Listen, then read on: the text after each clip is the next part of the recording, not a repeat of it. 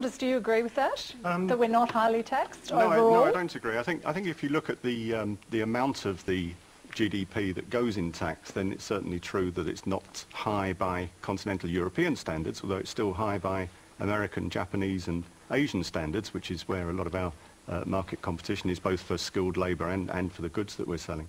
I think the key point to emphasise, company taxation, for example, is the highest in Australia of any OECD country at the moment, which seems to me to be ridiculous when you're trying to attract companies to come to Australia. We are taxing incomes, and particularly, I think, higher incomes, but also the people in the middle of the distribution. The Economist magazine recently looked at all the OECD countries and said that for an ordinary person on the average wage, they're paying about the average for the OECD. So that's not low or high, it's about average. But for the higher earners, it's a vicious tax regime in this country. Eva? First of all, we don't have a wealth tax. Secondly, those people in that particular little story, they, you know, if they're sending their kids to a Catholic school, they're getting a huge public subsidy because private schools are doing extremely well out of it. They're also cuts. No, I want to see a wealth tax, and then all these bloody people that are blathering on about their high income tax would have something else to complain about. Cynthia, up the back, yes. We don't have a progressive tax. The majority of that tax is paying for the welfare safety net.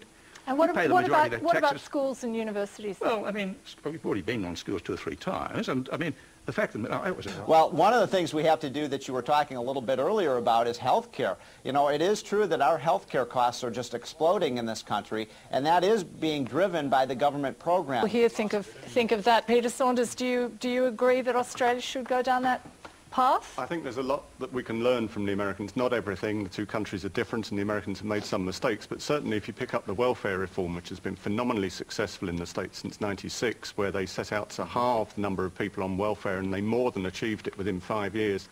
You compare that with the Australian pattern, which is back in the mid-1960s, we had 3% of the working age population on welfare. Now we have 17%. Back in the 1960s, we had 22 taxpayers supporting every person on welfare. Now we have 5 taxpayers supporting every person on welfare. That is an exponential trend. It's unsustainable. It can't carry on. We could certainly learn from what the Americans have done in terms of trying to get on top of that problem. First of all, we get an ageing population, which is part of the problem, but we've also shifted things out of the tax system into the welfare system, like a large numbers of the payments for children. We've actually quite deliberately changed the processes by which the people go, you know, come into the welfare system, so it's actually quite false. And also, it's very easy to cut the welfare rolls in the way they did the USA. They said after 2 years you're off, so you bloody starve in the gutters. Is that what we want?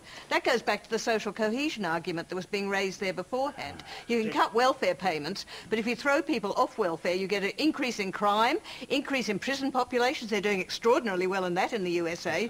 Ask your gentleman there about the cost of that, and ask them about what's happening in social cohesion. Lives in Fantasyland. Complete reverse of what happened. I mean, in Australia, as in America, as welfare spending increased, so crime increased. As America got on top of welfare spending, the Americans have had phenomenal success in reducing their crime rates. No, but not because of the areas that are not people off welfare. I mean, heavens. And the statistics I gave had nothing to do with the way in which we're supporting children and all the rest of it. It was people who are living full-time on welfare payments, parenting payment, unemployment benefits and disability pension, all 3 of which have gone through the roof in the last 20 years. Because we only have one job for every 10 people. Okay, Rod, yes. I'd be interested to ask Stephen about, would he be advising the Australian government not to go down the track of privatisation of the healthcare system? So now, Peter Saunders, you would like to see more radical tax cuts in Australia. If we wrap up here and talk about what everybody would like to see, you'd like to see more radical cuts. Yes, I think fiddling around with a few dollars a week isn't really going to do it. I think we've got to solve some of the major structural problems that have evolved over the last 20, 30 years in our tax system. One of those is affecting the people between about $25,000 and $45,000, the people who are paying income tax at 30% and are also, if their families, losing family benefits at about 30%, which means that they're losing about 60 or 70 cents in every dollar that they earn, and that is a huge work disincentive for a great bulk of Australian families.